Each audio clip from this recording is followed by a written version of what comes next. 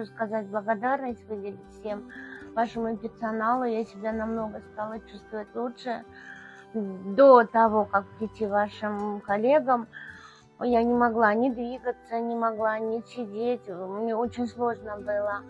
Вот после проведенных всяких вот этих манипуляций мне стало намного легче. Я стала сидеть, я стала двигаться. Я пытаюсь побольше двигаться, чтобы быстрее самостоятельнее стать. Ассистент соцработника, конечно, мне оказывает большую помощь. Она помогает мне при покупке продуктов, при готовке еды. Ну, в общем, она много чего мне по хозяйству помогает.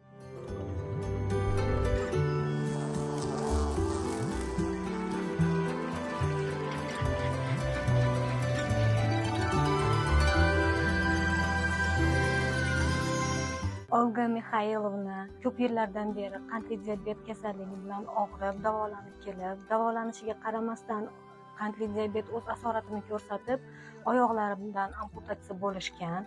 Biz birinchi kelgan vaqtlarimizda ayol juda ham tushkun kayfiyatda, operatsiyadan keyingi holatligi sababli o'zini tik tuta olmasdan, o'ziga mustaqil umuman xizmat ko'rsata olmaydigan darajada yotgan bu fuqaromiz bir oy davomida biz ko'rsatgan yordamimiz, reabilitatsiya mashqlarimizdan keyin ancha o'zgarishlarga erishdik.